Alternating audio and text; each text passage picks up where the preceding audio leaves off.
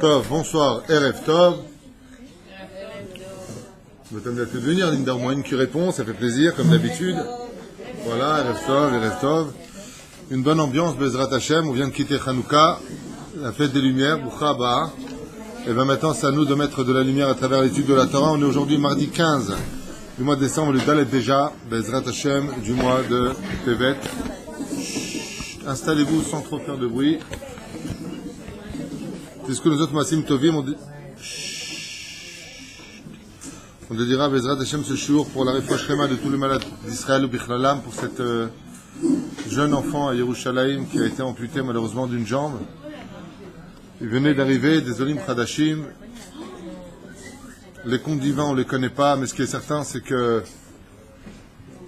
c'est très douloureux tout ce qui se passe. Bezrat Hashem, Shetir réfouach shlema, comment tu dis?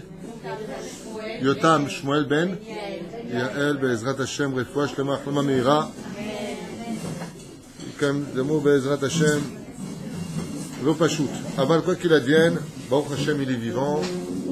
Am Israël Chai Bekayam. Yaakov aussi a été blessé à la hanche et Yaakov lui a fait un nes avec la Géoula.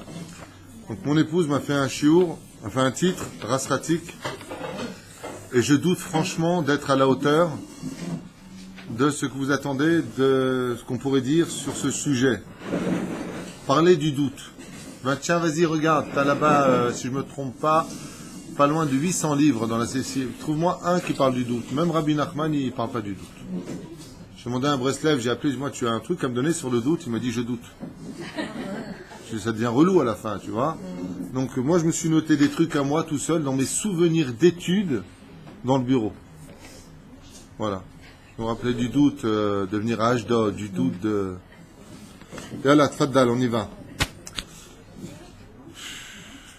Est-ce que le doute, d'abord et avant tout, c'est quelque chose de bien ou de pas bien, d'après vous? C'est pas bien, le doute. Comment on dit le doute en hébreu? Safek. Ephéméode. Est-ce que vous connaissez, bon, je m'adresse à des femmes, donc c'est pas trop votre domaine, dans le Shulchan Aruch Safek Sfeka. Quand on a un doute d'un doute. Quand on a un doute dans la prière. Si c'est un doute des Rabbanan ou c'est un doute des Oraïta, ça vous dit quelque chose? Vous ne savez pas? Si c'est des Rabbanan, on ne refait pas. Et si c'est des Oraïta? Donc, est-ce que le doute est important dans le judaïsme? Très bien. Effet. Le doute, c'est positif ou c'est négatif? Je repose la question. C'est positif. Ok. Pourtant...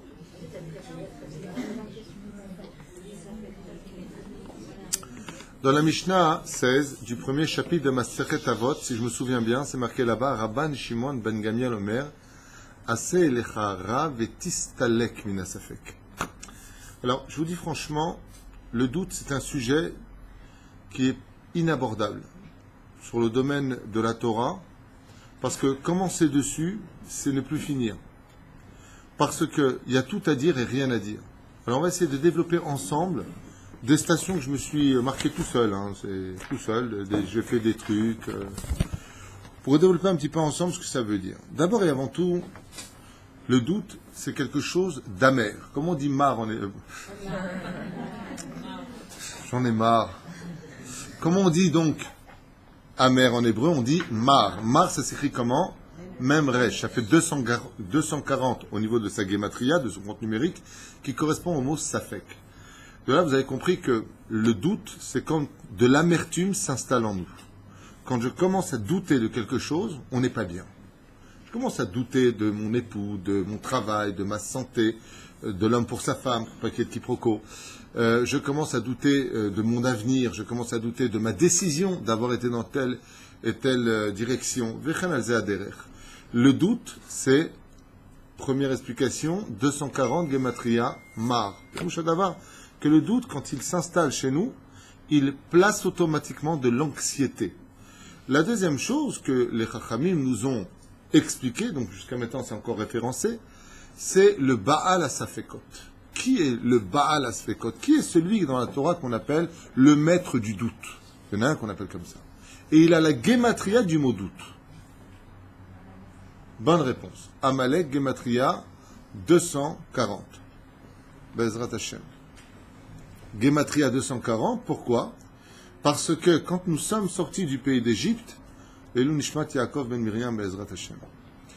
Quand nous sommes sortis du pays d'Égypte, c'est Mishmuel ben Elisa.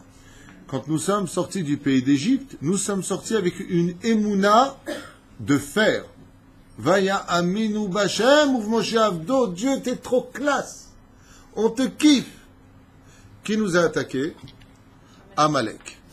Si Amalek nous a attaqués, c'était pour montrer quelque chose de débile. Je vais m'expliquer clairement. Après les 10 coups qui ont fracassé l'Égypte, à un tel point que quand on dit à Pharaon alors comment elles étaient les plaies, il a dit SR. Quand on est sorti d'Égypte, et que l'Égypte s'est retrouvée la plus grande métropole, la plus puissante de cette époque, complètement détruite, que les plus grands magiciens et les universitaires de l'époque de Khartoum, de la ville de Khartoum, aient reconnu qu'il y avait Dieu. Les Égyptiens ont dit Etzba Elokim Hi. Ça, c'est l'œuvre de Dieu. Pharaon a dit Micha Mocha Ba'ilim Hashem. Qui est comme toi, Dieu? Les Hébreux ont dit maintenant on croit en Dieu, on croit en Moshe, ça y est, c'est bon, on n'a plus de doute. Vient Amalek et il attaque. Le fait qu'il est attaqué, Amalek a voulu montrer une seule chose. Je vais les attaquer pour vous montrer qu'il ne faut pas avoir peur. Ce n'est pas Dieu. Ça veut dire qu'Amalek est le maître du doute par excellence. Ce qui fait que douter, chez nous, dans notre perception de la vie, c'est une façon de réveiller Amalek qui est en nous. On a tous une partie du positif, on a tous une partie du négatif. On a le Yetzeratov, Yetzerara. Le Yetzerara se sert énormément du doute pour nous faire évoluer dans la mauvaise direction. Car ne pas douter, c'est évoluer. Le doute a pour but, tout simplement, on va expliquer ça un petit peu, peut-être Alpi Kabbalah, un peu plus fortement. On va essayer de freiner cette direction. Stop, arrêtons-nous, j'ai un doute. Donc le doute, c'est un frein. Et automatiquement, dans ce monde, un frein peut être positif comme négatif. Tu peux provoquer un accident en pleine autoroute si tu freines pour rien. On te rentrera dedans. Tu as douté à un endroit où il ne fallait pas dans ta vie, ta Emouna peut tomber à ce moment-là, tu peux tout perdre. De l'autre côté, quand tu te trompes de direction, quand tu as un feu rouge ou tu as cédé le passage dans la vie, il est évident qu'il serait préférable pour toi de douter et d'agir en conséquence. Souvent, on doute qu'il y a un flic au coin qui nous attend. Et ça nous permettra d'éviter des accidents. Donc le doute a quelque chose de positif. Il a quelque chose de négatif. Dans le domaine positif-négatif, je vous ai fait un exposé plus tard où on verra que Béhémet, le doute a son importance, comme la jalousie a son importance. Il est très important de savoir que la jalousie est quelque chose de terrible, qui détériore les relations, qui pourrit la vie de l'homme. Et de l'autre côté, si la jalousie n'existait pas, eh bien, il n'y aurait plus de métier dans ce monde. Il n'y aurait plus de boulanger pour vendre du pain. Pourquoi? Pas jaloux. Il n'a pas d'ambition, il ne veut pas réussir dans sa vie. Le doute, c'est pareil. Le doute est positif et négatif, et c'est ce qu'on va essayer de développer ensemble ce soir, avec toutes sortes de questions que vous aurez aussi le droit de poser. Donc, première chose à retenir, c'est que le doute, mesdames et messieurs, pour ceux qui nous écoutent, cesse l'évolution. Peu importe de celle qu'on parle, mais elle cesse l'évolution. Jusqu'à maintenant, il n'y a pas de ridouche. La deuxième chose, c'est que le doute installe de l'amertume. La troisième chose, c'est que le doute, c'est Amalek. À un tel point que je voulais dire, Rabban Shimon ben Gamliel nous dit Assez lecharab, vetistalek minasafek. Si on comprend bien ce que vient nous donner comme solution à ce doute qui nous dérange tous les jours de notre vie pour plein de détails, chacun dans son domaine, eh bien, il nous donne le remède. Qu'est-ce qu'il nous dit? Assez lecharab. Fais-toi un rab. Et seulement après, tistalek minasafek. Je m'explique clairement. En général, quand on parle de doute, on dit tout de suite Refoua Shlema, Zivug et Parnassar. C'est les trois gros titres du doute en grande affiche. D'accord? Donc on parlera des finances, de la santé ou de trouver un conjoint. Rabban Shimon ben Gamliel dans la Gemara, il nous dit le doute tue. Tistalek. Fuis. Éloigne-toi du doute. Mais comment tu veux que je fasse si j'ai un doute? Parce que dans la vie, nous sommes constamment empreints d'une situation où on ne sait pas qui réellement réagit en nous. Est-ce que c'est notre Yetzeratov qui parle maintenant?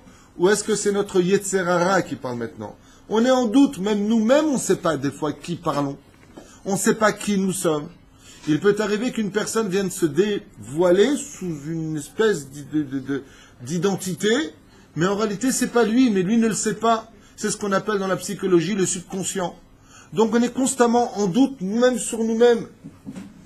Vous comprenez ce que je veux dire? Il y a une situation dans le doute qui est naturelle, qui est psychologique, qui est humaine, et de l'autre côté, ça nous rend amers, ça nous remet tout en question, et ça peut ou construire ou détruire. On ne sait pas où on est.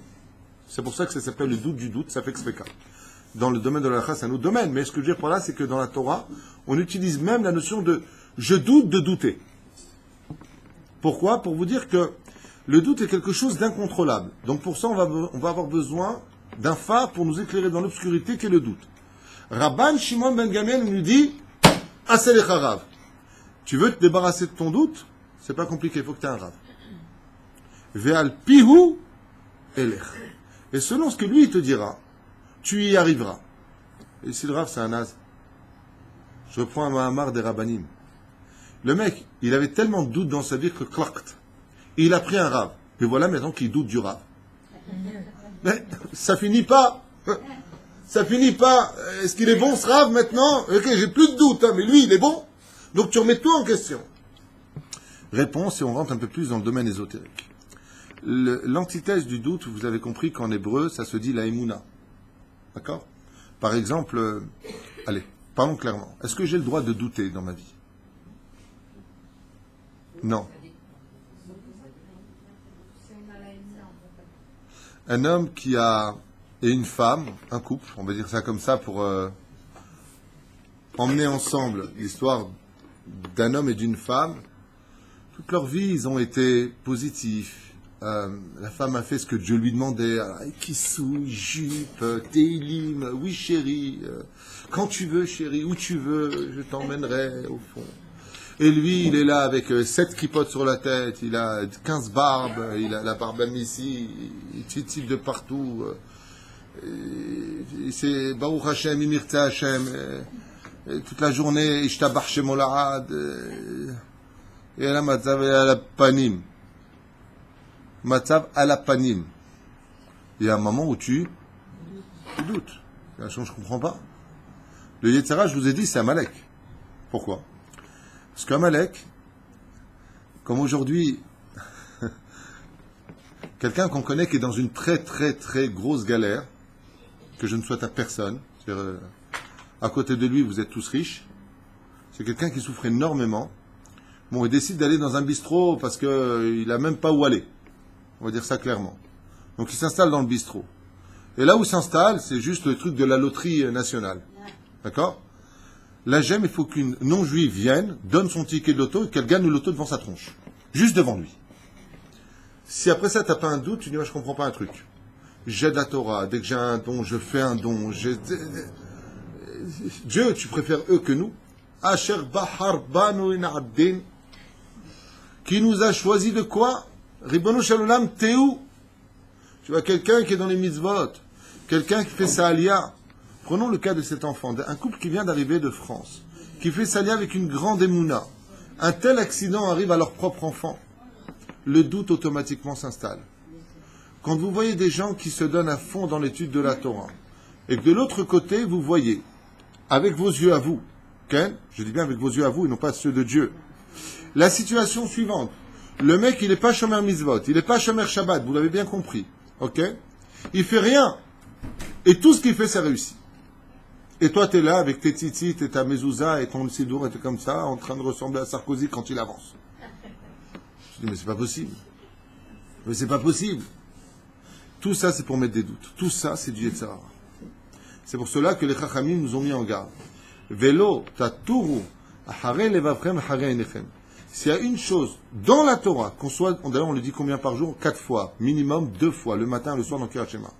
Dieu te dit, je t'en prie, ne suis surtout pas tes yeux et surtout pas ton cœur. Pourquoi? À cause du doute. Parce que le fait de regarder par nos yeux à nous et non pas ceux d'Hachem va automatiquement instaurer chez nous un doute. Si le doute il s'installe, le Yetzirah va prendre l'ampleur. Le Rambam, par exemple, le matin, nous ordonne de croire en 13 attributs. Et lui, on va voir que dans sa démarche, il interdira le doute dans ces 13 attributs. Et ça commence. Areni ma'amin be'emuna shelema. Emuna, c'est shlema. T'as la foi? Ouais. On peut avoir de la foi et avoir des doutes. Ça s'appelle être humain. Mais quand vient le Rambam, il dit non, pas celle-là. Emuna shelema. Shelema veut dire une foi sans safek. Si tu as le moindre safek, doute, on va pas arrêter, je veux dire une fois pour toutes, safek égale doute. Comme ça, je pourrais dire safek tranquille, je suis débarrassé du problème. Celui qui ne retient pas, il regardera le cours après. Safek, ça veut dire douter, doute. Voilà. Résultat. Les Chachamim, ils nous disent, Areni ma'amin be'emuna shlema be'shlosha asar ikarim shel haTorah הקדושה.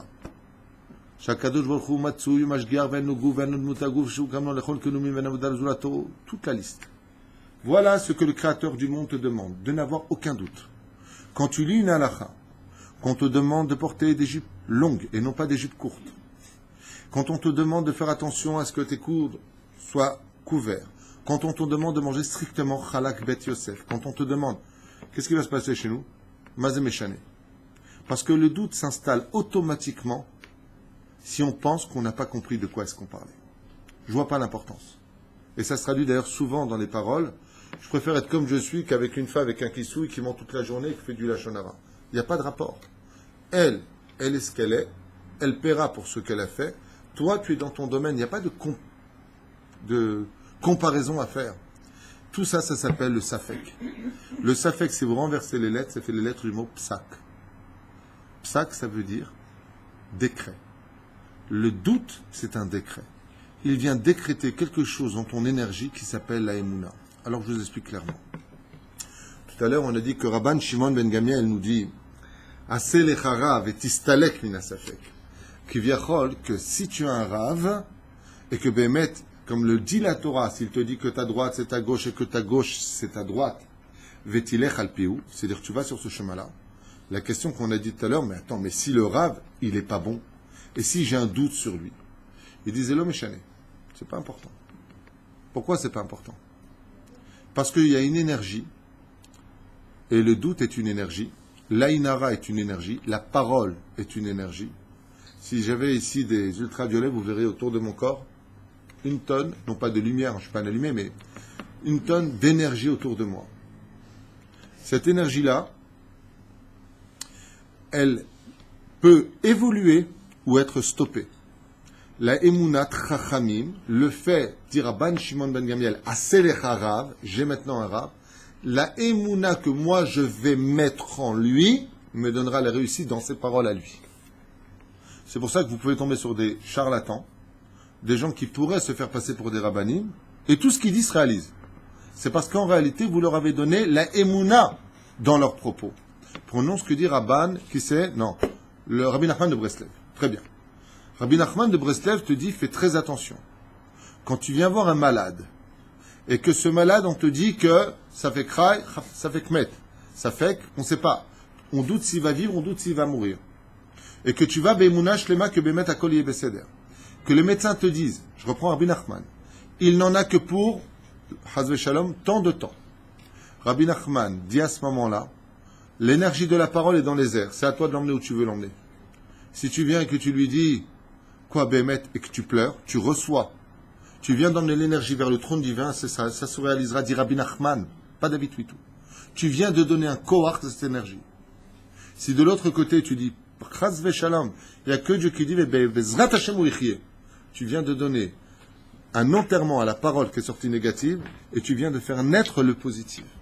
La Gemara nous dit, par quel mérite Abraham a-t-il ramené Yitzhak vivant? Parce qu'il a dit, Jvulachem po imachamor, va'ani va'anar nelcha alko venashuva alechem. Abraham avait un secret en lui qui était extraordinaire, il connaissait la force de l'énergie de la parole. Il faisait attention de toujours parler positivement. Jamais ça marche pas, on va fermer, on est à la panime, on n'a pas d'argent. Jamais ces mots-là. Comme ça dit la Gemara dans Masechet Brachot. Ne sors pas tes mots. Tu sais pourquoi? Tu sais pourquoi? Pas parce que tu es prévoyant, parce que tu vas l'amener. Ne dis pas ces mots-là. Dans le livre Massé Avot, c'est marqué que même à la maison, on ne doit jamais dire il n'y a plus. Achète du lait, il n'y a pas de lait. Dans Maaseh Avot, dans ce livre-là, il dit, le fait de dire il n'y a pas, tu retireras quelque chose de ce toi qu'il y avait. Comme ça, il dit, à trait d'écart. Fais attention. Dis, achète du lait, chérie. Va chez Marguerite. Prends du lait. Ne dis pas. Et si maintenant, des fois, tu dis, il n'y a pas de sucre, il n'y a pas de semoule, il n'y a pas. Qu'est-ce que tu dis avant? La fémérode. Si tu dois dire quelque chose de négatif, tu dis, comme ça, il rapporte dans le livre Maaseh Avot, il dit, ta guide, bracha. Bracha, il n'y a pas de achète du lait. Bracha. C'est-à-dire qu'en réalité, même s'il y a un manque, je sais que c'est une bracha d'Hachem. Parce que je n'ai pas de doute que tout ce qui arrive, c'est pour le bien. Donc maintenant, il y a un manque. 2 et 2, 4, excuse-moi, il y a un manque. C'est-à-dire, c'est bracha. Bracha, il faut agir ainsi. Ad kedekar. Donc qu'est-ce que c'est l'énergie? Qu'est-ce que c'est, pardon, le doute? C'est une énergie. La émouna, c'est une énergie. La parole, c'est une énergie. Rabban Shimon ben Gamliel, il te dit, étant donné que le doute vient apporter chez toi l'amertume, la rasra, la rommeh, parce que tu ne sais pas où tu en es dans la vie, qu'est-ce qu'il faut faire? C'est le chara. Le Rav va te bénir Ba'ezrat Hashem, le Rav va te dire ce que tu auras à faire, peu importe que ça marche ou pas. Parce que ce sera l'intensité de ta émouna qui mènera les choses à bon port. Mais c'est pas ce qui se passe. Les gens vont voir des rabbanim, ils vont aller les voir. Ils reviennent, et toute la route, ils sont déjà en train de négativité les choses. Négativiser. Shlili. Ils vont déjà commencer à dire, ouais, mais enfin bon, lui dit ça, hein? Noircir les choses. Bon, le Rav, il a fait la bracha. Bon, de toute façon, la bracha du Rav, ouais, mais comment on fait pour la fin du mois? Nigmar. Nigmar, tu viens de tout perdre. T'es pas sincère. T'es parti voir un Rav, tu crois pas du tout. Il t'a dit assez. Mazé assez. Qu'est-ce que ça veut dire? Même si c'est un charlatan, bien entendu, il est préférable d'éviter. Mais je veux te dire pourquoi la différence. Quand vous allez voir un homme comme le Rabbi Lubavitch ou Baba Saleh, il n'y avait pas de doute. Quand les gens sortaient, ouais, ils n'avaient pas de doute. Vous savez pourquoi? Parce qu'ils savaient que la personne qui était en face, ils y croyaient. Ce qui fait que dans la voiture, ils appelaient, on a la bracha. Rabbi David Abu Hatzera en Aria, tu vas voir, tu attends 8 heures, si tu n'as pas la connaissance, et tu ressors avec un mot en général. Pas l'ashkenaz, brich, non, bracha, à la sfarad. Tu ressors, t'es content. Qu'est-ce qu'il t'a dit? Alors, c'est quoi la solution, le banquier? Qu'est-ce qu'on fait? Bracha! Ça va aller maintenant. Pourquoi? Enfin bon, ça va aller, tu as les échéances à la fin du mois. Zéou Nigmar, Habibi Nigmar, tu viens donner la bracha. Il y a une très belle histoire dans la biographie de Rabbi Yaakov Abu Hatzera, ton aïeul. Très très belle histoire. On raconte comme ça qu'au Tafil Alet, un jeune homme de 16 ans a perdu la vue. Il était malade des yeux. Et Rabbi Yaakov Abu Hatzera revenait donc au Tafil Alet. Et lui, il avait l'habitude de soigner les gens, chacun son truc, hein, machin. Lui, c'était la babouche. Il prenait sa babouche et il soignait avec. Je sais pas comment il faisait. Moi, la babouche, c'est pour comme ça. Lui, c'était pour soigner. Voilà. Et on a dit à ce jeune homme qui était dans sa chambre et qui pleurait, on lui a dit, lève-toi, il y a Rabbi Yaakov Abu Hatzera qui va venir à la maison, il va soigner. Et ce garçon-là, il s'est levé. Il a ouvert lui-même la porte à Rabbi Yaakov Abu Hatzera. Rabbi Yaakov Abu Hatzera, c'est dans sa biographie.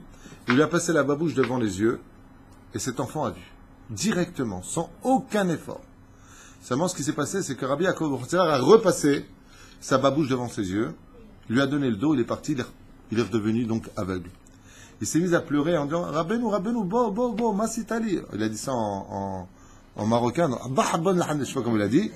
Ouais, aïjalouni. Et la maman a supplié Rabbi Yaakov Hatzera par le dos parce qu'on ne pouvait pas voir son visage, les femmes n'avaient pas le droit d'observer son visage. Elle lui en supplie, elle lui demandait à votre fils pourquoi je l'ai rendu aveugle. Elle lui dit, mais qu'est-ce que tu as fait? Non, mais j'ai dit, tu vois pas ce qu'il peut faire celui-là. Qu'est-ce qu'il peut faire pour moi? Rabbi Yaakov Hatzera, il a dit, la émouna ne marche que quand tu y crois me'achouz. Aval, si je viens et que tu doutes de moi, ça peut pas le faire. Imaginez, je vous pose juste une question comme ça. Imaginez que vous avez besoin d'engager des gens. Ouais. Et oui, bon, tu es bon pour le poste? Je crois pas. Vous le prenez? Pourquoi non? Parce que si toi-même tu crois pas en ce que je te demande de faire, comment tu veux que moi je croie en toi? C'est ce qu'il dit Hachem. Quand toi tu ne crois pas en toi-même, pourquoi tu veux que moi je te fasse confiance? C'est Péroucha d'abord. Bon, Nitkadem, parce que ce qu'on a expliqué, c'est que l'antithèse du doute, c'est la émouna. Donc, quand on a de la émouna, on n'a pas de doute. On est bien d'accord. Pour cela, il faut étudier beaucoup de livres, il va falloir vraiment avoir confiance en Hachem, avoir toujours le sourire. Celui qui n'a pas de doute, il a toujours le sourire. Ça me'ach me'od. Vechoule, vechoule. Omer. Areni ma'amin be'emuna shlema. À partir du moment où j'ai la shlemut en moi, j'ai pas besoin d'avoir ce genre de problème. Mais dans la emuna, on est mise constamment en doute. On va prendre deux personnages, une réincarnation de l'un à l'autre. Le frère d'Avraham Avinu. Avraham a eu deux frères, dont un qui était particulier, qui s'appelait Haran. Vous entendez parler d'Haran? C'est le frère d'Avraham Avinu. C'est ça? Haran, quand Avraham a parlé du monothéisme, il a donné foi à ses propos. Quand Terach parlait des statues, il donnait foi à ses propos. Donc, tu ne peux pas croire ou là. Qu'est-ce qu'a fait Haran? Comme ça nous dit le Midrash. Quand il a vu Avraham Avinu rentrer dans la fournaise ardente que lui avait préparée Nimrod, il a dit « Je rentre avec toi ». Mais comment il est rentré? En disant la phrase suivante « Si Avraham Avinu a raison, je suis avec lui. Et si c'est mon père qui a raison, je suis avec lui. » Haran est mort, brûlé vif, à distance de la fournaise ardente. Il n'a pas tenu une seconde. Et Haran, il dit « Je ne comprends pas, il est rentré avec Avraham Avinu. » Et il est mort. Et Avraham, il est resté vivant. Avraham, quand il est rentré, il n'avait pas de doute que s'il mourait, c'était pour faire un kiddush Hashem. Et si Dieu voulait le laisser vivre, Zegam Tov. Il n'avait pas de doute dans la... Écoutez bien, ce que je vais vous dire, c'est ce qui est le plus important. Dans le résultat. Je reviens sur cette phrase que je vous enseigne tellement, depuis tellement d'années. Ça fait plus de 20 ans que j'enseigne. C'est pas de moi, c'est de Rabbi Akiva. Réussir sa vie ne dépend que de Dieu, pas de vous. La réussite, c'est Dieu qui la donne. Je répète, la réussite, c'est pas nous. Elle dépendra du mérite ou du mazal, comme ça dit l'Agmara. C'est pas vous qui réussissez votre vie. Le mec qui se lève le matin réussit. Moi, je me levais tous les matins. Il y a des millions d'hommes qui se sont levés le matin qui n'ont pas réussi leur vie. Ça veut rien dire ce que tu racontes. C'est Hachem. Il y a même des gens qui se lèvent à 10 heures et finissent très bien leur vie. L'équipe, la cigarette, le croissant dans le café, ils font rien de la journée, ils gagnent beaucoup d'oseille. Pas des voleurs, pas des arnaqueurs. Ils ont des usines, des machins. Tout ce qui touche, c'est de l'or. J'en connais. C'est pas que j'en connais pas, j'en connais. Et tu leur parles, ils sont même pas intéressants. Aval, Pérouche, Adavar. Que cette situation, à partir du moment où la personne n'a pas de doute que ce que fait Hachem, Zéletovato, il n'attendra pas de résultat. Mais alors, dans ce cas-là, qu'est-ce qu'on fait? On fait rien. Si il y a là, de doute. Moi, je fais ce que j'ai à faire. Je vais rencontrer quelqu'un, on va parler des paliers, des titres que j'ai marqués ici, pour la rencontre, pour l'argent, pour la parnassa. Je fais ce que j'ai à faire. Que ça marche ou pas, je n'ai rien à faire. C'est pour ça qu'il faut être tunisien quand on veut réussir sa vie. Parce que chez nous, je vais t'expliquer pourquoi. Chez nous, qu'est-ce qu'on dit? Im yavo baruch haba ve'im loba amlaraha. Je traduis, pour ceux qui sont algériens, les pauvres. S'il vient, tu cherches un garçon. S'il vient, tant mieux. Et s'il vient pas, bon débarras. C'est pas pour moi. Qui aime l'Issafek? J'ai pas de doute. Je n'ai pas de doute. Et c'est pour ça que toute la Gemara est basée sur le doute. C'est horrible ce que je vous dis. Toute la Gemara, c'est quoi? Lui, il a dit comme ça, lui, il a dit comme ça. Lui, il a dit comme ça, lui, il a dit comme ça. Rav, il dit, Chaz Shalom, celui qui fait comme lui, il fait, il est maudit. Rav Yosef dit, ma putain, il est comme ça. Oh, t'es mort, le mec. Vous allez tuer. Vous allez tuer, là. Est-ce qu'il y a un endroit où vous allez faire la paix, là, vous allez tous dire, on est d'accord, il n'y a pas Moshe Rabbeinu, il n'y a pas une seule Torah, il n'y a pas un seul Dieu, il n'y a pas qu'un seul signal. Sur une halakha, vous êtes 10 rabbins, il y a 8000 halakhot, vous m'avez tué. C'est quoi? Vous m'avez mis des doutes? Pas du tout. Vient la Gemara et nous dit, Akol divrei Elokim Haïm. Seulement ce que dit Hillel, c'est pour notre génération. Ce qu'a dit Shammai, c'est pour l'époque du Mashiach. Tout est véridique. Seulement ça ne correspond pas aux bonnes époques. Donc qu'est-ce que je fais dans le doute? Le Mashiach Bezrat Hashem. Haran, étant donné qu'il est rentré avec le doute, peut-être que Dieu, il est du côté d'Abraham, mais peut-être que le Dieu, il est du côté de mon père Terach. Il ne savait pas. Il est mort brûlé. Les Parshanim nous expliquent que le fait d'avoir douté d'Akadosh Baruch Hu, Ifsid Akol. Alors Haran est revenu en personnage qui, lui, par contre, sera le personnage par excellence qui ne doutera pas une seule fois dans la Torah. C'est Aaron. Aaron, si vous regardez bien, c'est le lettre du mot Haran. Comme ça disent les Mekoubalim. Qui c'est Aaron? Le prêtre, le Kohen Gadol. Celui qui justement représente l'Aïmouna. Oev Shalom, Verodev Shalom, Oev et Arbriot, on Korvan Torah. Si. Voilà. C'est dans tout bas, c'était marqué. Dès que je fais un cours, Kola 0. Mais c'est Perouch Adavar que Bisiata d'Ishmaïa, étant donné qu'il n'a pas réussi dans le doute, il est revenu maintenant, Bisiata d'Ishmaïa, d'être le symbole de celui qui n'a plus de doute, s'appelle Aïmouna Shlema, Seu Aaron. Quoi faire quand on doute? Alors, on va commencer la liste, parce que je voudrais me donner 1 heure de cours, on a déjà bien avancé. Trouver son ziboug. Tu rencontres une personne, et là tu commences ta lourdeur. Alors, ça va? Tu fais quoi dans la vie? Et pourquoi tu es médecin?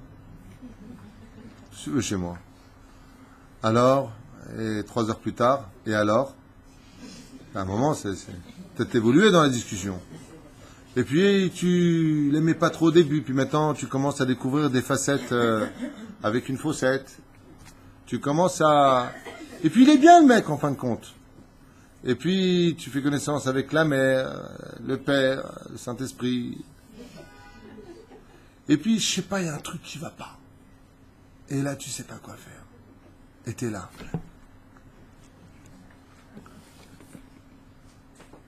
Je sais pas.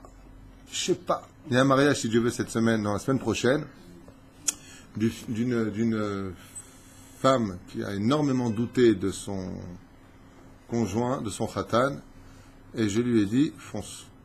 Bezrat Hashem, elle se marie. Et elle m'a dit, ici, ça marche pas. Je lui ai répondu une chose.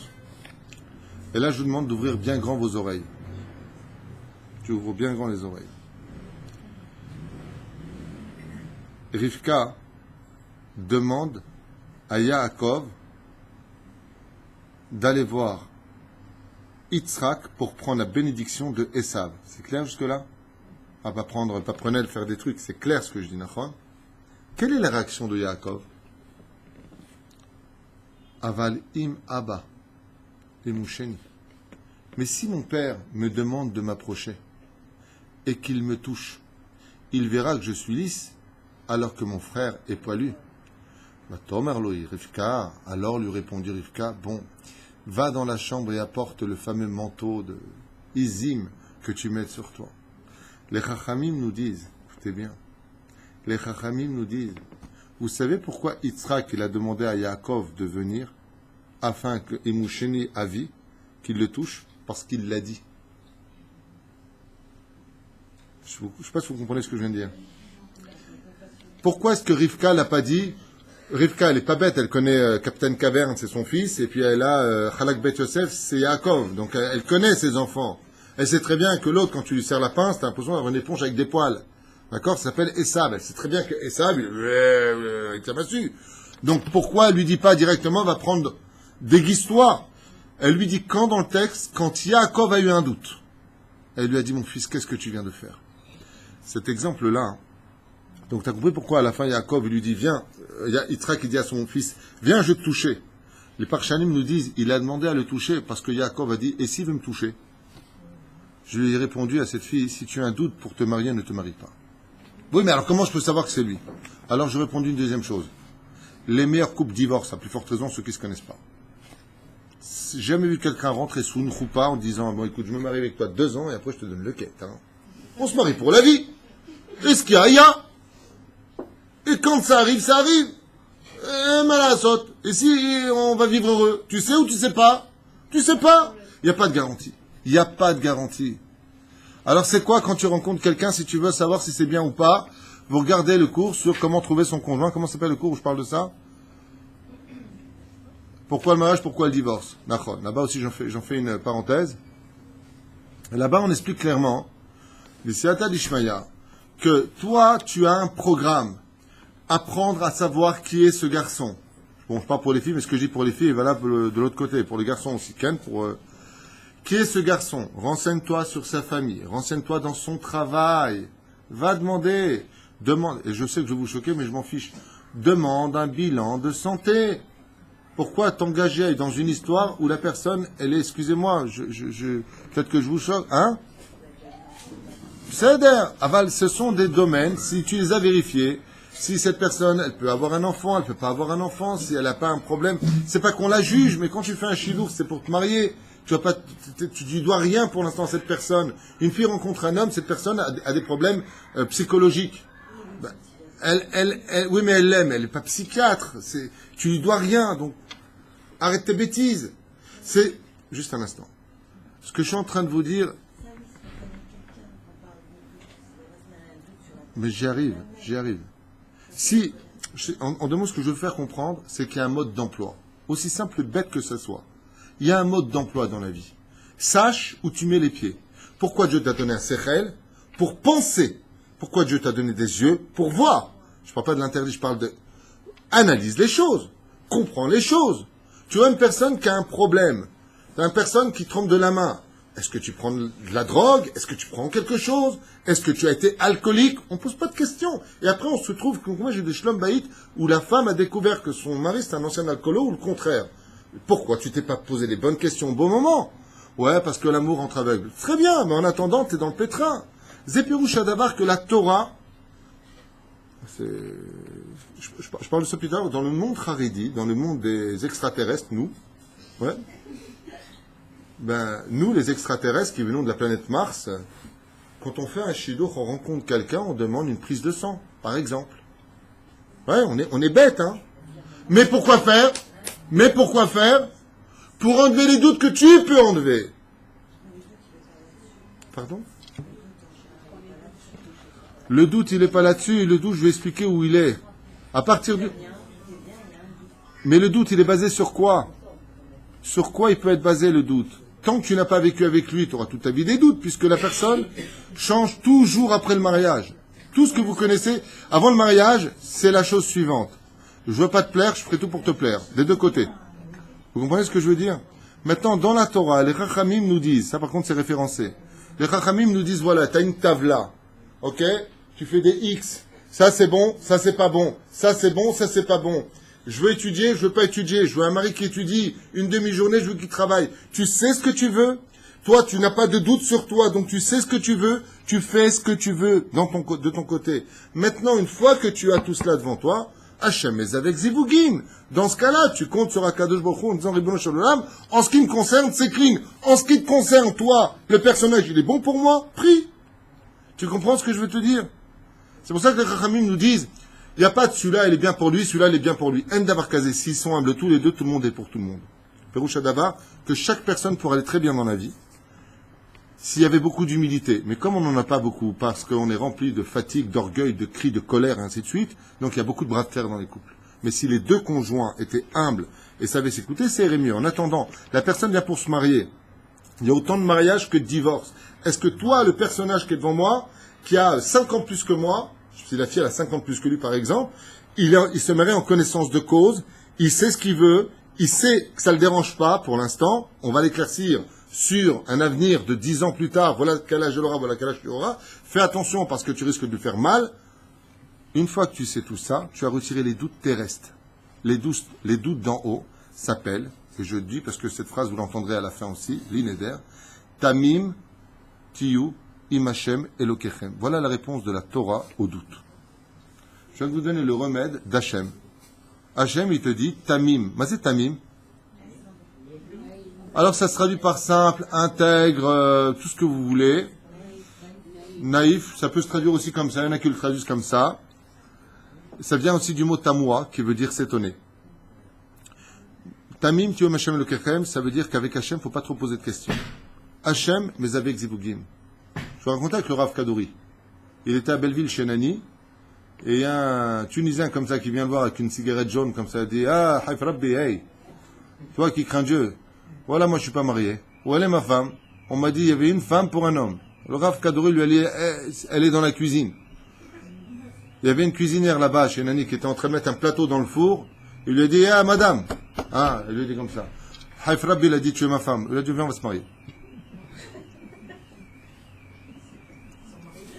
Ils sont mariés, ouais, ils sont très heureux. Ils sont enterrés l'un à côté de l'autre aujourd'hui. Ils sont jusqu'à la mort, ça veut dire. Valperoucha Davar, qu'à partir du moment où, quand tu rencontres quelqu'un, d'abord toi, tu as retiré les doutes qui sont en toi. Parce que le problème, je vais te dire une chose, Valérie. Le problème des gens, écoutez bien ce que j'ai à vous dire, comme ça toute la jeunesse écoutera, et même ceux qui sont en dehors de la terre d'Israël écouteront. Quand on vient pour se marier, il faut savoir qui on est soi-même, avant de chercher quelqu'un d'autre. Le problème, c'est qu'on cherche quelqu'un qui va nous faire dévoiler, nous, ce qu'on met. Ça fait que des échecs au bout de quelques semaines. Si tu sais qui tu es, ce que tu veux, par exemple, je vous avais donné cet exemple, est-ce que je suis orthodoxe? Est-ce que je suis traditionnaliste? Est-ce que je suis à peine pratiquant? Va chercher ce qui te correspond. Vous comprenez ce que je veux dire? Le mec, oui, mais j'ai un doute, qu'est-ce qu'il y a? Il est trop religieux pour moi. C'est une discussion que j'ai eue la semaine dernière avec quelqu'un au téléphone. Je lui ai dit, ça veut dire quoi, trop religieux? Ben moi, je suis pas Shomeret Shabbat, lui, il est froum. Les UV, là. Les UV. C'est ce qu'on m'a présenté. Ah ben, là, ça fait. Mazé Kachour. Quel rapport? Je répète, nous avons des données dans les mains. Akadosh Baruch Hu nous a dit, voilà, je vous ai donné la Torah, elle s'appelle Ma Chochma. Utilisez-la à bon escient. À partir du moment où tu sais que, quand tu fais un shidour, faut, petit 1, apprendre à te connaître avant d'y aller. Savoir ce que tu veux de ta vie à toi. Comment tu vois ta vie, pour être déjà capable de répondre. Ok? Deuxièmement, qu'est-ce que tu veux comme personnage? Une fois que tu as fait tout ça, le doute n'a plus le droit d'exister, parce que la réponse est Hachem Ezavek Zivugim. C'est Dieu qui marie les couples. Tu comprends ce que je veux te dire? Tout à l'heure, tu m'as posé une question dans la voiture en me disant, est-ce que si une personne laisse partir le conjoint avec qui, c'est-à-dire une femme...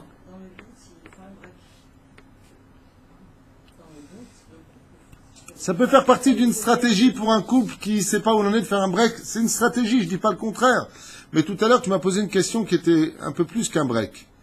Tu m'as dit...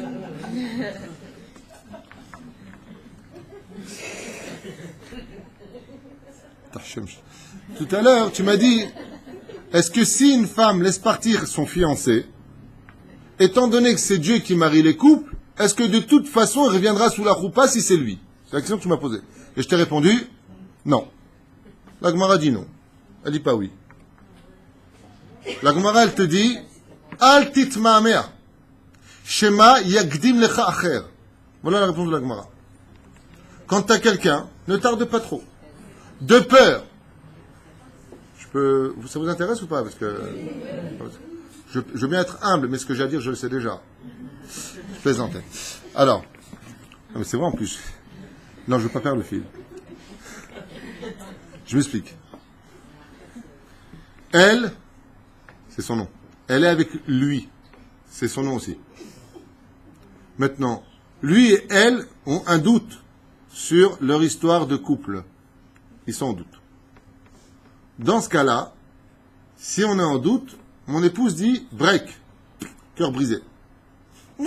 Ça pleure. Pleure. Il y a des mouchoirs. Mieux vaut pleurer avant le mariage qu'après le mariage avec des gosses. Donc pleure. C'est pas grave. Franchement, c'est pas grave. Ça, voilà. La question est, de toute façon, ça c'est les trucs des grands-mères, j'adore. Et à ma fille, de toute façon, s'il est pour toi, il est pour toi. Pas du tout. La Gemara nous dit, si une autre fille prie pour l'avoir, par le biais de sa prière, elle peut le prendre. Hachem, c'est ce que dit la Gemara. On se marie ou par rapport à son mazal ou par rapport à son mérite. Si elle a obtenu du mérite par sa prière, Léa a pris Yaakov avant Rachel. Il a craint. Elle lui a pris. On n'a pas le droit de prier pour quelqu'un. Normalement, on est censé avoir la foi et dire à Hachem, il va m'envoyer ce qui est le mieux pour moi. Très bien. Mais ça, alors, ça c'est la suite, tu m'as devancé. Mais dans ce cas-là, ça c'est la suite, tu m'as devancé. Mais dans ce cas-là, il faut avoir un joker dans la poche. Et là, je reprends la phrase. Si Béhémet, pas Béhémet, la personne, elle avait quelqu'un, elle a un doute sur lui. Elle lui dit, Emchi fileknif, Emchi. Vas-y, va-t'en. J'ai pas peur, tu sais pourquoi? Parce que si tu es à moi, je suis certaine que tu reviendras. Et qu'elle n'a vraiment pas de doute, là, il reviendra. Si vraiment il est pour lui.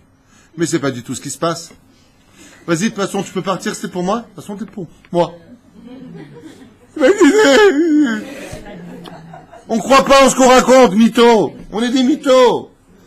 S'il est pour moi, il reviendra. Alors vis-le, arrête de le dire. Comment ce que je veux te dire? Il y en a une qui a fait ça dans l'histoire. Elle a acheté une bombe atomique, a rencontré quelqu'un, je crois que c'était un rabbin beau gosse, et elle lui a dit, on arrête. Et il lui a dit, on arrête 2 fois. J'ai peur. Ouais. Si c'est pour moi, elle a dit après, quand elle a raccroché, si c'est pour moi, il reviendra. Maintenant, la personne, non, elle était déjà en chilouch avec quelqu'un d'autre, il n'y a pas de problème.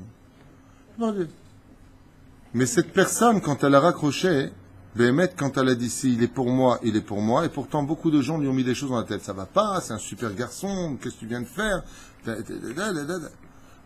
Elle leur a dit à tous, s'il est pour moi, il est pour moi. Cette fille-là n'a pas eu une fraction de seconde de doute. Et elle a fait, avec une émouna qui marche pour certains et qui ne marche pas pour d'autres, le Perek Shira.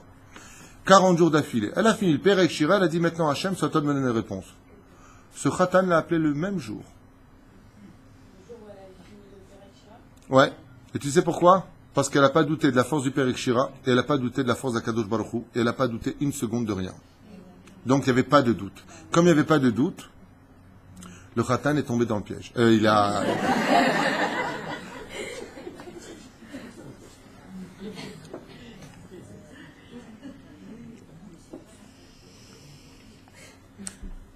C'est comme ça qu'elle m'a eu, donc. Ça, c'était pour la Khatouna, je voudrais avancer.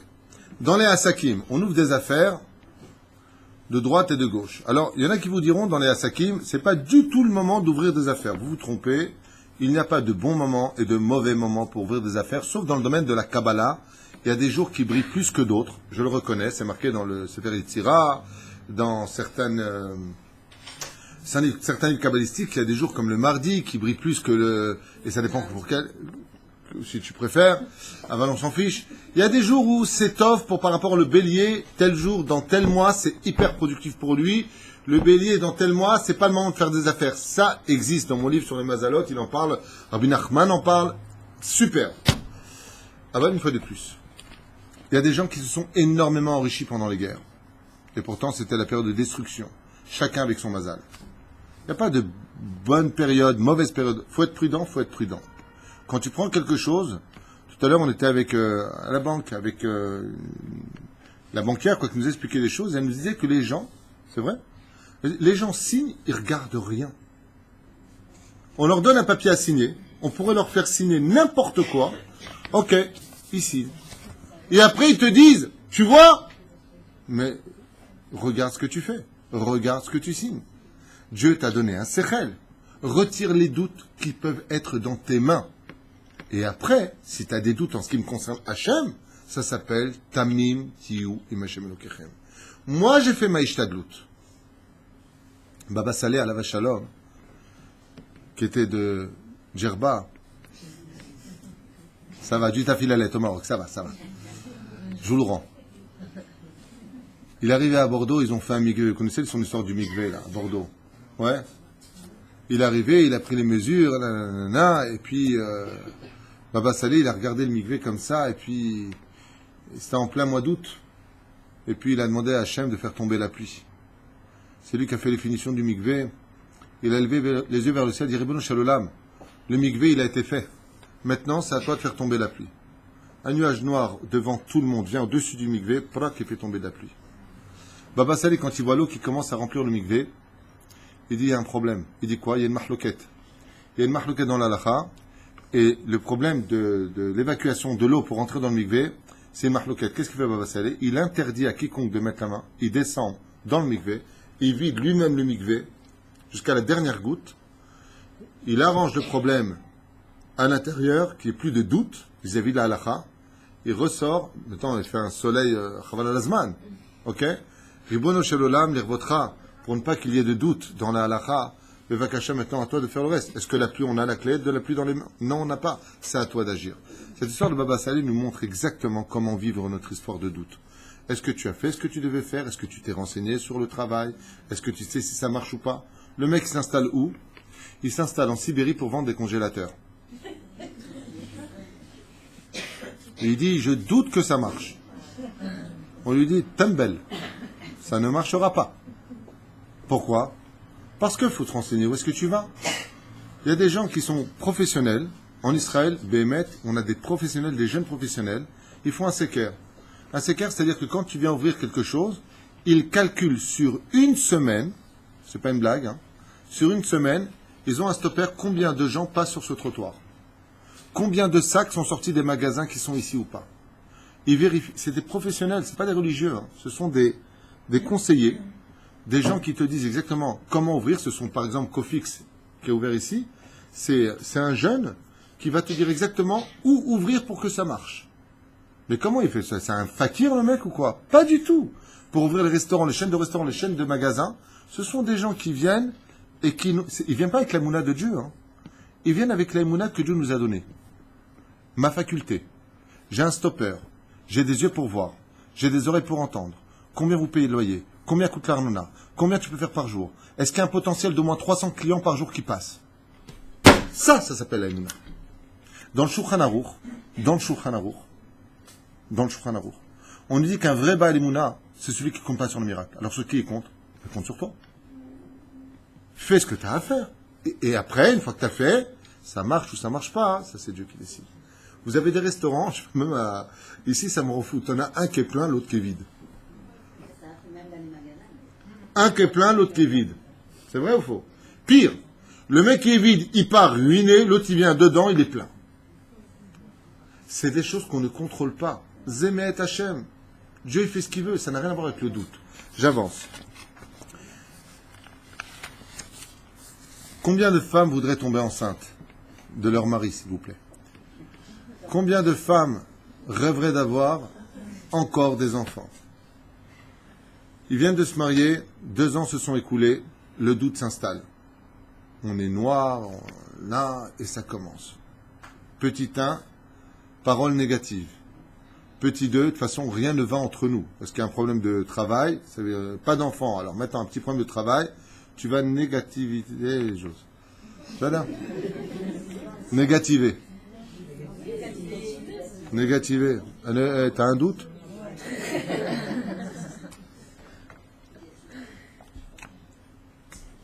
Qui donne des enfants? Qui donne la parnassa? Qui donne le khatan? Akadosh Baruch Hu. Ce sont des clés qui ne sont pas dans nos mains.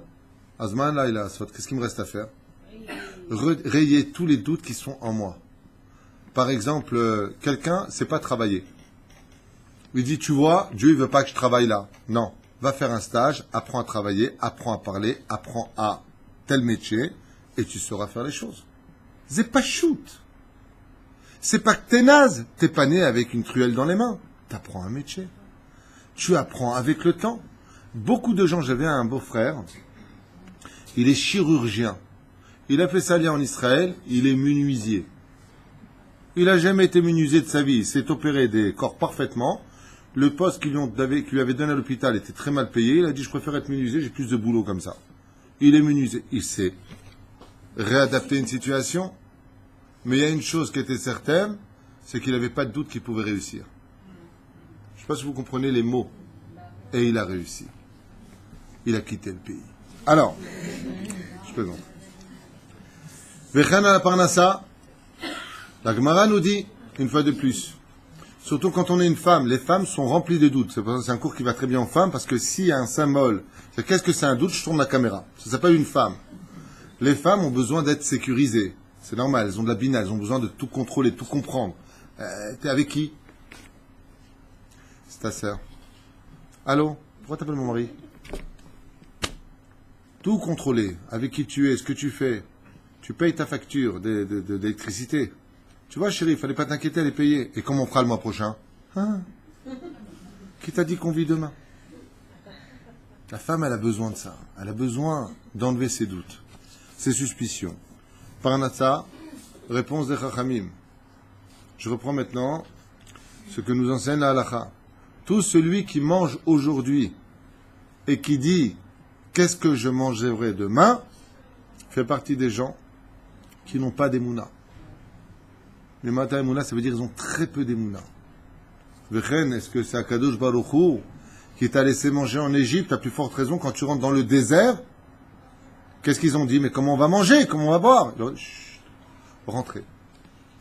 Alors, si c'était le cas, qu'est-ce qu'on aurait dû faire?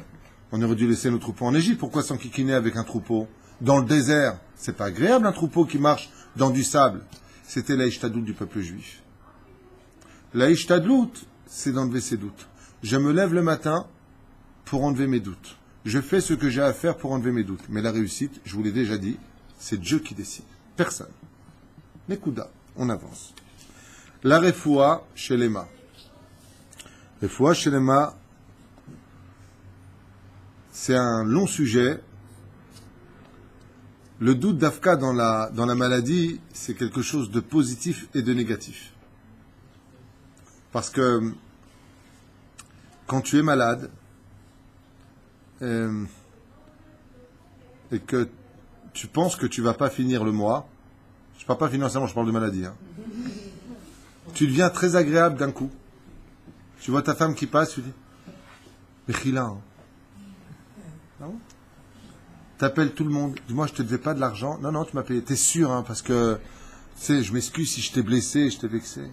Il y a une histoire comme ça qui s'est passée récemment, vous avez entendu? On a raconté ça pendant Shabbat. Je sais pas qui c'est qui a raconté cette histoire. C'est qui? C'est Igal. Il a raconté cette histoire pendant Shabbat. C'est une vraie histoire, hein. C'est quelqu'un qui est parti chez le médecin et les résultats qui sont sortis, il appelle, il dit voilà, vous avez la maladie et c'est fini. Il n'y a plus rien à faire. Et là, le mec, il demande pardon à sa femme, il embrasse ses enfants, il les a jamais pris dans les bras, hein. Qu'est-ce que je t'aime, qu'est-ce que j'ai perdu comme temps avec toi, et il va rembourser toutes ses dettes, et comme un fou à la maison, sa femme lui dit Hachek, comme depuis qu'il est malade, il est humain. Seulement, après un mois, même pas un mois, après 2 semaines, excusez-nous, on s'est trompé de fiche, c'est pas votre nom, vous avez le même nom, non, vous allez très bien, c'est juste un petit problème par contre que vous avez au foie, mais il n'y a pas de problème. Et là, il rappelle les autres se faisant foirer. non. Pérouche Adavar, il s'est rendu compte que le doute, des fois, il a sa place. Par exemple, est-ce que tu es sûr d'avoir fait tout ce que tu avais à faire vis-à-vis des autres avant de partir de ce monde? Est-ce que tu as encore un safek? La refoua shlema, si vraiment on la veut, il faut avoir me'achouz, 100% de Emouna qu'on guérisse. Si on a le doute qui s'installe en nous, on a donné une porte au Yetzer Hara. Je vous explique pourquoi. Selon la Kabbale, le Satan n'a pas le droit de prendre une âme si la personne ne le veut pas d'elle-même. C'est pour ça qu'il frappe dans la maladie jusqu'à ce que la personne elle dit « Ça y est Hachem, j'en peux plus, prends-moi ». Dès qu'il sort ce mot, l'ange de la mort il peut venir quand il veut. Nigmar. Mais s'il ne veut pas, s'il veut vivre, il vivra, mamash, il veut vivre. Yotzemisé. Je vous avais raconté l'histoire de mon Rav, que Dieu le bénisse, lui et son élève. Le Rav Ari Garbian, Shlita, tu connais ses filles, je vais raconter cette histoire, peut-être, je ne sais pas. Si, je vais déjà raconter cette histoire. Quand sa 3e fille est née, elle est née avec un problème d'une maladie très rare, il y a 3 cas sur Terre. C'est une maladie très, très, très rare. La maladie consiste à ce que les membres à l'intérieur grandissent, mais pas à l'extérieur. Je ne sais pas si vous comprenez ce que je suis en train de dire. Le cerveau grandit, les muscles grandissent, tout grandit, sauf la boîte, le corps physique, ça ne grandit pas, il ne bouge pas.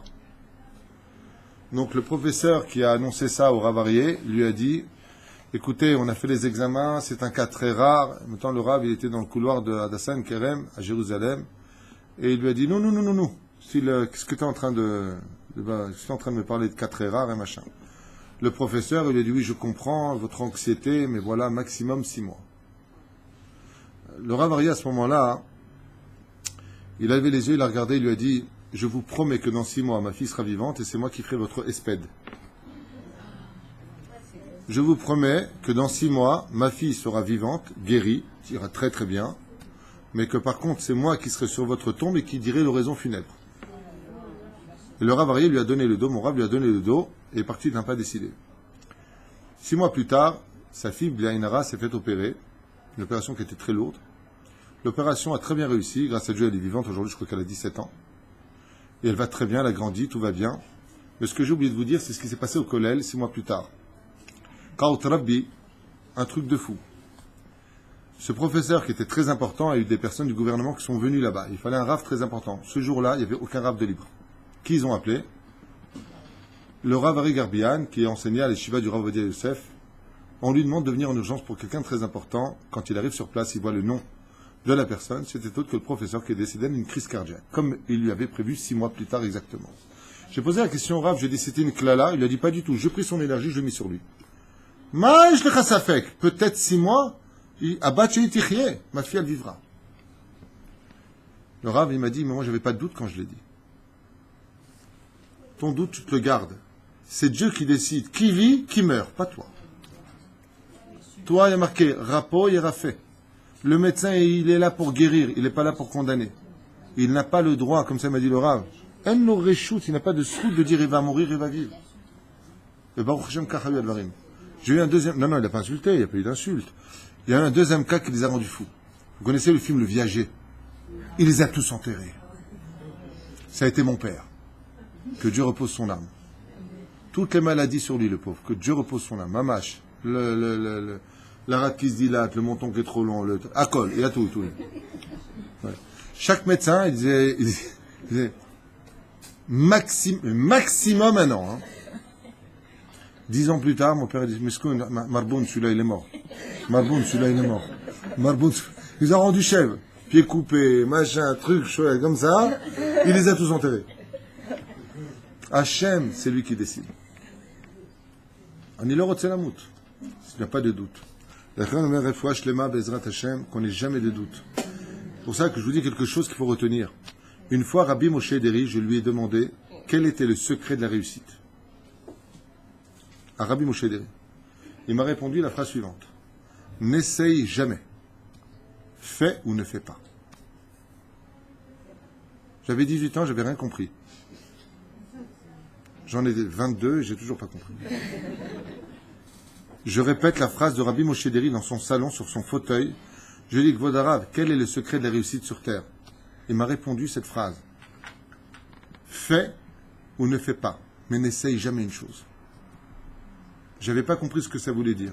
Mais plus tard, dans l'étude, j'ai compris. Si tu commences une chose avec un doute, ne le fais pas. Si tu fais ta alliance en Israël en disant, maximum ça va pas, je retourne en France, ne viens pas. Ne viens pas! Ne viens pas, parce qu'automatiquement tu viens d'ouvrir une porte. Et c'est ça Amalek. Amalek, il n'a pas vaincu le peuple juif. Il a projeté une énergie négative dans le peuple juif, il a mis un doute. Et ce doute aujourd'hui, il nous coûte très cher. Vous savez pourquoi le pays d'Israël est divisé entre les Arabes et les Juifs? Vous connaissez le vrai secret du problème d'Eretz Israël, hormis le fait de Shabbat, le manque de pudeur, tout ce que vous voulez. Il y a quelque chose de beaucoup plus fort que ça. Vous savez c'est quoi? C'est qu'il y a plein d'Israéliens et de Juifs qui doutent que cette terre nous appartienne. C'est le vrai secret de notre problème sur cette terre. Si je rentre chez toi et je te dis que chez toi c'est chez moi, qu'est-ce que tu me dis? Non, si tu veux Baruch Haba, mais ici t'es chez moi. On est bien d'accord? Et si je te dis non, je suis désolé, c'est chez moi, tu vas m'amener ton contrat d'achat. Nous on a un contrat d'achat, ça s'appelle la Bible, où Dieu nous donne la Torah sur cette Bible. On a un contrat d'achat. Mais si de l'autre côté, on nous dit vous êtes des voleurs, vous avez pris une terre qui appartenait aux Arabes, chose qui est complètement fausse, et qu'on commence à douter, on n'est pas d'accord, mais on commence à douter, ils ont le droit de nous prendre le terrain. C'est ça Amalek. Amalek, c'est l'énergie qui laisse un vide entre Dieu et l'homme. Il ne faut pas avoir de doute. C'est là. Qu'est-ce que j'avais pris aussi? Là, on en a parlé. Eretz Israël, on vient d'en parler. Le doute d'aimer. Des fois, quand il y a des Shalom Bayit, je dis, mais vous l'aimez? Je ne sais pas, je doute. Comment on peut savoir si tu aimes ou tu n'aimes pas? Comment on peut savoir? Tu te sais, ah, j'ai séparé, m'a tué, rien ne peut séparer tout le monde. M'a rendu chèvre, bah qui fait tu sais pas. Et alors, tu te séparais alors?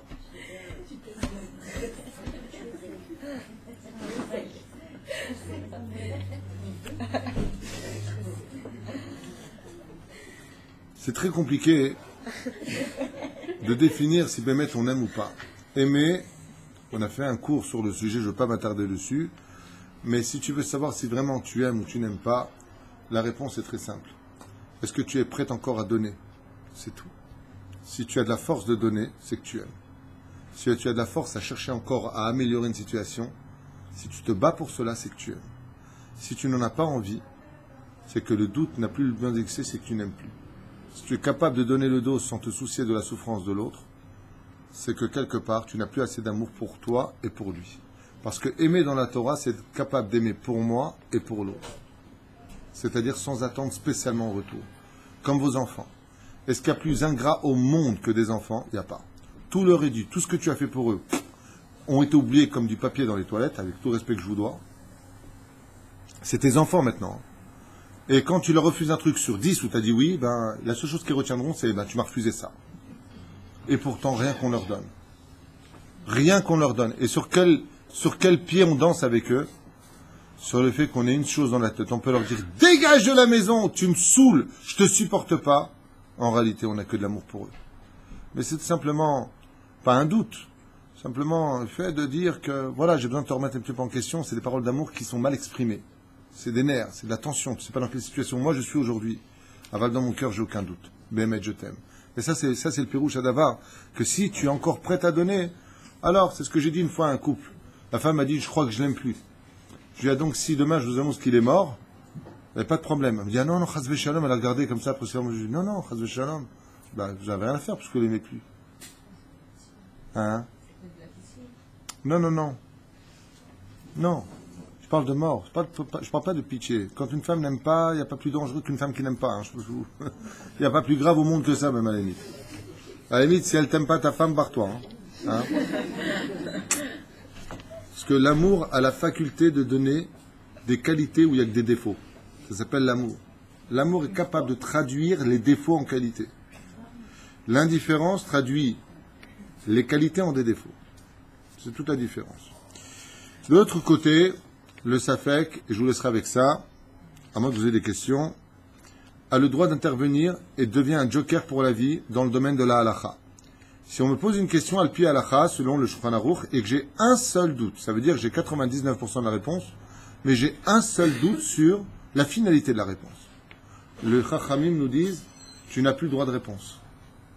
Tu n'as pas le droit de répondre. Le doute n'a pas le droit d'exister dans la halakha. Si tu donnes la réponse, tu dois être capable d'avoir 100% de la réponse. J'ai eu un doute qu'elle sorte. C'est pareil. Il y a ce qu'on appelle mitzvat et doute. La mitzvah de venir témoigner. Vous verrez que les juges, en général, quand ils ont des témoins en face d'eux, vont jouer essentiellement sur le doute de la personne.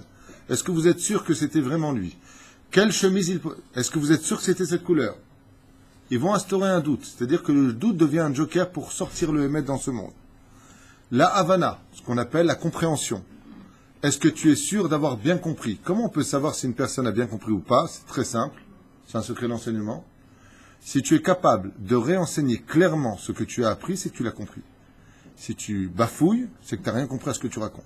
D'ailleurs, lui-même te le dira à la fin. Ah, fais un truc comme ça, j'ai rien compris. Ça fait que brachot laquelle, on en avait parlé au début, j'ai fait la bracha ou je n'ai pas fait la bracha. Si j'ai un doute, j'ai un problème. Le doute, je vous ai dit que c'est Amalek. Mais de l'autre côté, c'est aussi une halakha. Si j'ai oublié de dire Ya'ale Veyavo, si j'ai oublié de dire Alanissim ala Porkan, si j'ai oublié de dire. Ça fait que brachot laquelle, comme l'a dit tout à l'heure Fred, si la personne a une bracha à faire, et qu'elle ne sait pas maintenant si oui ou non elle l'a fait ou pas, étant donné que la bénédiction est des Rabbanan, on ne la fera pas à cause du doute. Donc le doute est négatif. De l'autre côté, le doute est positif. Pourquoi? Le Hari Akadosh nous enseigne, dans un de ses enseignements, que si une personne a un doute s'il a fait sa bracha ou pas, c'est qu'en réalité on vient lui montrer des cieux qui ne donnent aucune importance à sa bénédiction. Comment tu peux oublier si tu as fait ta bracha ou pas? Tu as dit le nom d'Hachem. Comment tu peux oublier ça? Moi j'ai fait chez Akol ou pas? Je fais. Pourquoi t'as dit comment? Comment t'as fait ta bracha? Si je lui avais donné de l'importance, alors si ça arrive mi-des pas, on est tous humains, hein, ça arrive une fois tous les... Mais si ça arrive tous les jours, c'est que tu as un problème. C'est que tu as un problème avec ta façon de vivre ta Torah. Ça veut dire que tu as des sphécotes en toi. Toutes celles d'Oraïta. Ce qu'elle a dit tout à l'heure, elle a bien dit, si maintenant j'ai un doute dans une bénédiction qui est d'Oraïta, comme le Birkat Amazon, alors dans ce cas-là, dans ce cas précis, je referai mon Birkat Amazon, puisque Mizvat Aseh d'Oraïta Ale Khumra, c'est un cas de la Torah, une ordonnance de la Torah. Donc s'il y a un doute, automatiquement, on doit retirer ce doute. Parce que vous avez remarqué qu'entre une bracha des Rabbanan et une bracha d'Oraïta, ceux des sages et ceux de la Torah, le doute ne s'affronte pas. J'ai un doute si j'ai fait ou pas la bracha, je ne la fais pas. On n'a pas le droit de la refaire. Mais si c'est d'Oraïta, le doute n'a pas le droit d'exister dans la Torah. Parce que dans la Torah, il n'y a pas de doute. Et je vous dis franchement, l'un des plus grands secrets de nos rabbanim, c'est que quand ils étudient la Torah, quand ils enseignent leur Torah, quand Rabbi Nachman dit ce qu'il dit, quand le Rabbi dit ce qu'il dit, quand le Rav Shach, le Rav Ovadia Yosef, le Rav Eliashiv, tous ces grands de la Torah, le Rav Kook, ils n'ont aucun doute dans leurs paroles. Aucun. Je vous donne un exemple. Rabbi Ishmael donne une halakha. Rabbi Akiva donne une halakha. Qu'est-ce qu'ils vont faire? Ils vont pratiquer chacun leur halakhot. Ils savent que l'autre a raison, mais moi, j'ai pas de doute dans ce que je dis. Je vais prendre un cas extrême. Celui de Rabbi Eliezer et Rabbi Yoshua. Rabbi Eliezer dit, quand vient la Brit Mila, si ça tombe Shabbat, ou Bayom Hashemini, Imol Bessar Orlato. Dans la Torah, c'est marqué le 8e jour, tu feras la Brit Mila. 8e, pourquoi on vient de nous dire ça? Pour dire, Bayom, le jour même. Donc si ça tombe Shabbat, Mila Doche Shabbat. La Mila est plus forte que Shabbat. Donc tu peux faire la Brit Mila Shabbat. Et là, la Chal est OK. Il y a une marloquette entre Rabbi Yoshua et Rabbi Eliezer. Sur quoi est basée cette marloquette? Rabbi Eliezer, il dit que tout ce qu'on aura besoin de préparer le jour de la Brit Mila, on peut le préparer. Comme par exemple, l'imé, le ismel, j'allais dire le cutter, le scalpel. Tu veux limer. Allumer du feu pour stériliser la lame. Rabbi Yoshua dit pas du tout. Avant Shabbat, tu prépares tout ça, tu l'emmènes à la synagogue, et là-bas, tu feras ce que tu as à faire. Très bien. Rabbi Eliezer, le maître des maîtres, dans sa ville, avec tous ses élèves, il faisait ça pendant Shabbat. S'il fallait allumer le feu, allume le feu, c'est pour la Brit Mila. Lim. C'est Rabbi Yoshua et Lachak et Rabbi Yoshua. Mapitom, tu dois tout préparer avant la Brit Mila de Shabbat Kodesh. Mais je comprends pas, Rabbi Eliezer. T'as pas entendu la halakha? Et pourquoi j'ai un doute dans ce que je dis? Moi, j'ai pas raison. On a vu une bat-kol sortir des cieux et dire halakha ke Rabbi Eliezer. Il n'a pas de doute. Il a son chemin. Mais il n'a pas de doute. Et si Bezrat Hashem voulait réussir votre vie dans ce que vous allez entreprendre, si tu rencontres quelqu'un, n'aie pas de doute. N'aie pas de doute. Tu veux avancer, n'aie pas de doute. Maintenant que ça réussisse ou pas, ton doute ne t'aura fait que des ulcères pour rien. Des fois, tu t'inquiètes à 2h d'après-midi jusqu'à 18h. Tu t'es fait 2 heures de rhum à l'intérieur. À 18h01, tu as une bonne réponse. Question, excuse-moi, pendant 4 heures, pourquoi tu as souffert? Pour rien. Pour rien. Tu t'es inquiété pendant 4 heures, à quoi ça a servi? À rien. Zéperoucha d'abord. C'est que si tu n'as pas de doute, comme les grands de la chassidoute, je ferai honneur au Baal Shem Tov Alav Shalom, qui disait toujours à ses élèves, vous voulez voir c'est quoi un vrai Baal Emouna? C'est celui qui n'a aucun doute. Il y avait un aubergiste. Le Hanevelo Alechem. Avant, les aubergistes étaient très très observés par comment on appelait les maîtres des lieux, là, les doukas, je ne sais pas comment on dit en français, là, les gouverneurs de l'endroit. Et cet aubergiste devait beaucoup d'argent par rapport au loyer, l'arnona qu'il devait payer. Il lui fallait, je crois qu'il lui fallait 20 pièces d'argent, qui était une fortune à l'époque, pour aller payer le doukas, sinon il était jeté en prison, lui, sa femme, ses enfants et toute sa famille. Le Baal Shem Tov, il a dit à ses élèves, vous voulez un cours de moussard, venez avec moi à l'auberge. Ils sont morts à l'auberge, ils sont mis là-bas, montez au premier étage et vous allez voir. Le Baal Shem Tov est parti voir l'aubergiste, il lui a dit, alors vous avez des soucis? Il a dit, pas du tout. Il a regardé ses élèves, il dit, ah bon, pas du tout. Qui arrive à ce moment-là? 2 gendarmes qui lui remettent une lettre comme quoi il doit se présenter à 2h de l'après-midi devant le doukas avec les 20 pièces en argent. Et lui, il prend la lettre, il dit merci beaucoup, vous vous inquiétez pas, il pose la lettre là-bas, il nettoie ses verres, je vous sers une vodka. Les élèves, ils sont comme des fous, ils font, comment il va faire? Le Baal Shem Tov fait exprès, il lui dit, et vous avez l'argent? Pas du tout. D'accord. Top. À 2h, il prend sa veste, sa petite calèche, il s'engage sur la route, et là, les élèves du Baal Shem Tov regardent le Baal Shem Tov, Mao, c'est, qu'est-ce qu'il fait? Ils ont dit ça en yiddish. Mao, c'est, je sais pas comment on dit. Et le Baal Shem Tov dit, regardez par la fenêtre. Et vous allez voir c'est quoi quelqu'un qui n'a pas de doute en lui. Aucun doute. Pas un millimètre. D'un coup, un chevalier qui surgit du fond de la nuit. C'est pas une blague, hein. C'est marqué dans le biographie, c'est dans les récits du Baal Shem Tov. Il avait comme ça, oh! Je sais pas qui faisait ça, Rintintin ou je sais pas qui. Il vient vers l'aubergiste, il lui dit, Shalom, c'est bien vous, on va appeler Yankele, c'est un nom chez les deux. J'ai oublié son nom. Ouais. Il lui remet une bourse. Il dit, c'est quoi? Il dit, mon père, il y a 20 ans, vous avez acheté du vin Est-ce que vous vous rappelez dans cette iska? Il dit, oui, nachon, nachon, nachon, nachon. Il dit, maintenant, il a refait sa fortune grâce à Dieu, il n'a jamais oublié l'argent qu'il vous devait. Voilà les 20 pièces.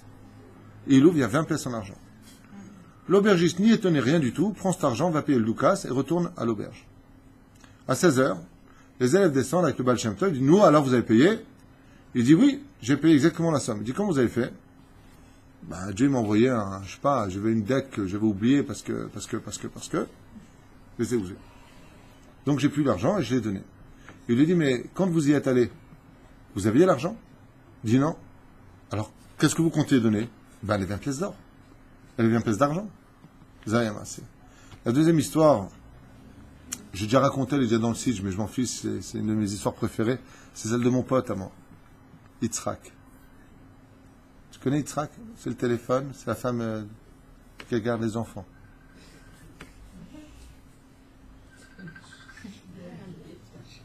Tant que c'est pas non rien de rien, ça va. J'ai un pote, quand je travaillais à Tel Aviv, il venait tous les midis étudier avec moi la Torah. Tous les midis, on étudiait Chavruta, Chavruta, Chavruta. Jamais il a tardé, jamais midi une, jamais. Midi, il était là, ouvre. Livre ouvert, et on se tapait en études pendant 2 heures, tous les jours à Tel Aviv, dans ma boutique. Un jour, il vient pas. Et là, j'essaie de le joindre, il répond pas. Je suis haut. Oh le bougre. Makara. 17h arrive, il rentre dans la boutique. Et là, je dis, il traque, et sa femme derrière. Il traque quand même. Je dis, assieds-toi un café, il me dit, tais-toi, faut que je te raconte. Quelle honte. Sa femme derrière. Vous avez compris que c'est une Tunisienne. Toi, jusque-là, ça va. Je dis, Makara, il traque. Makara, tu sais que t'es pas venu ce midi. Il dit, arrête, j'ai honte. Makara, j'ai honte. Il me dit, tu sais, depuis combien de temps je suis en Israël? Je lui dis, ouais, on est potes depuis à peu près 1 an et demi. Ouais, je sais depuis combien de temps t'es là. Qu'est-ce que tu veux me dire? Ce matin, je suis sorti, j'ai fait regarder mes poches, j'avais 1000 shekels pour finir le mois, on est le 5 du mois. Je suis pas comme d'habitude, t'es israélien donc. En Israël, c'est bien, c'est cool. Il me dit non, mais j'en peux plus. J'ai craqué ce matin et je devais livrer un client, c'était pas la couleur des vêtements parce qu'on était dans le prêt-à-porter. C'était pas la bonne couleur, en plus j'ai fait venir, mais n'importe quoi, je me suis fait bananer par les mecs du Sanché. Ils m'ont donné du crème, du blanc comme ça, des vêtements. J'en ai acheté, je crois, 200. Il avait acheté 200 khalifotes blanches. Et la mode qui s'est sortie à cette époque, c'était le marron. Moi, je me suis pas fait avoir, j'avais acheté du marron.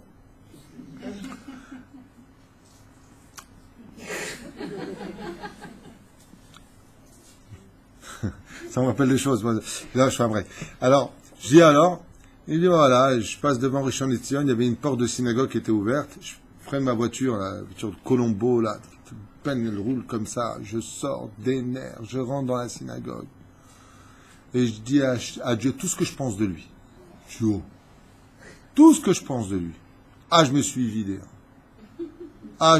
J'ai tout laissé pour toi, j'ai fait les mitzvot et toi et ton maaser. Je lui ai éclaté la tronche. Je lui ai dit, Yitzhak, t'es sérieux? Sa femme derrière. Makara. Il me dit, je te jure, j'avais 1000 shekels sur moi pour finir le mois. Mezouman, des billets de 100 shekels. Je les ai pris, tellement j'étais en colère. Et je les ai jetés de toutes mes forces contre la parochette, devant le Sefer Torah. Toi, la Parnassa, le Maaser, Israël, j'en peux plus. Et en partant, je suis tellement énervé, je dis à Dieu, tu me dois 9000 shekels, je t'ai avancé le Maaser du mois, j'ai plus un kopek. Donc tu me dois 9000 shekels. Et moi je lui dis, t'as dit ça à Dieu? Sa femme derrière. C'est un peu relou à un moment, tu vois. C'est une vraie histoire. Moi je l'ai vécu, c'est mon histoire avec lui. S'il était là, vous raconterez exactement pareil. Bon. Je dis alors qu'est-ce que ça fait? Il me dit, ma femme elle a eu très peur parce que j'étais rouge de colère. Je dis alors? Il me dit, on est arrivé au feu rouge. Je dis alors? Il y a Mohamed qui m'appelle de Nazareth. Je sais que je disais. C'est un vieux client que j'avais à 10 ans. J'ai oublié celui-là parce qu'il m'a arnaqué, et puis parce que. Je suis bon. Ok, alors? Il vient, il me dit, est-ce que par hasard, comme c'est la fête chez nous, est-ce que tu aurais des costumes blancs? Je dis blanc.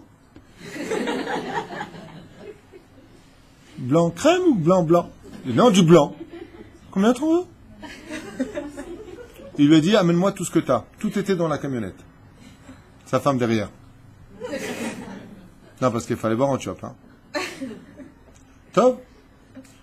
On arrive à Nazareth en bien que mal. Maintenant, moi, j'ai pas un copec sur moi. Je n'ai même pas de quoi mettre l'essence pour le retour. Mais je dis, c'est pas grave.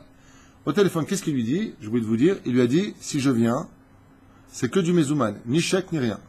En espèces. Il lui a dit, oui, oui, je sais, t'inquiète pas. Ça fait 10 ans qu'on ne s'est pas vu. Viens me voir. J'arrive à Nazareth et il regarde les vêtements et il me dit, voilà, je te donne temps pour temps. Je les ai vendus, je les ai déchirés. Je dis, moi, tu as vendu, parce que moi, je voulais savoir à l'époque. Il m'a dit, tant. J'ai dit, t'as payé? Il m'a dit, il m'a tout payé. Donc, j'étais quand même très content. J'ai retrouvé le sourire.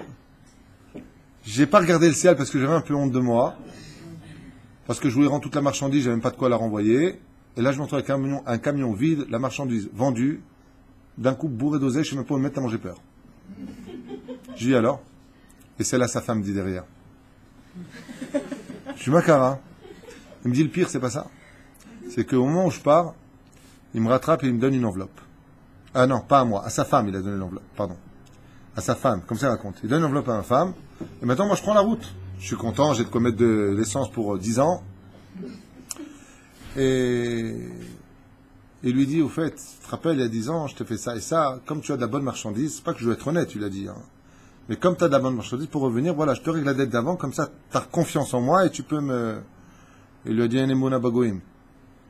En attendant, il s'en va. On sort de là-bas, on se engage sur l'autoroute, direction Tel Aviv pour venir te voir. Et là, ma femme, elle me dit, dis-moi, il te devait 9000 shekels. Contre un mur, contre un mur. Je ne sais pas si vous avez entendu ce que je viens de dire. Sa femme, elle lui a dit, combien dedans? Elle lui dit exactement 9000 shekels. Et là, mon copain Yitzhak, avec sa grande barbe, il me dit, avec des larmes, il avait des larmes ici. J'ai eu la honte de ma vie. Elle m'aurait dit 9001 shekels, ou 8000, pas 9000. Pas 9000, je lui ai dit. Je dis pourquoi? Il dit parce que Dieu m'a donné une leçon. Une leçon. Et lui, Atanomit Bayesh, tu n'as pas d'émouna. Tu doutes de moi. Tu me jettes 1000 shekels et tu me dis tu me dois 9000 shekels. Il m'a mis sur la tête en 4 heures de quoi finir mes mois et il m'a dit, comme ça, j'ai ressenti dans mon cœur, je te dois plus rien. Quand j'ai eu ces 9000 shekels, je ne me rappelais pas, à 10 ans, j'ai fait un trait dessus, c'est Nigmar. Non. Et je me rappelle que ces mots, il avait ouvert le livre du Ben Ishraï, Ilchot Ben Ishraï, et dans ces mots, il dit, comment j'ai pu douter? Comment j'ai pu douter? Le doute n'a pas le droit d'exister. Sandra, un jour, tu m'as appelé, tu m'as parlé d'un achat, et je t'ai dit, ne doute pas. Laisse tomber cet achat. Je te promets que dans le mois, tu trouveras beaucoup mieux. Tu m'as appelé à la fin du mois et tu m'as dit, j'ai trouvé exactement ce que je voulais. Ce qui t'a donné la bracha, c'est pas que je suis un grand rab ou un petit rab, je suis juste beau gosse, c'est tout. Ce qui t'a donné la bracha, c'est une blague, bien sûr. Tu vas pas de l'autre côté de la caméra, comment il parle, celui-là. Parce que c'est jamais qu'il te regarde de l'autre côté. Hein. Mais ce qui t'a donné la bracha d'avoir trouvé exactement ce que tu cherchais, c'est que tu as eu Emunat Rachamim. Tu n'as pas eu de doute dans ce que je te dis, parce que tu étais mal à cette période, tu voulais cette chose-là, je t'ai dit non, non, laisse.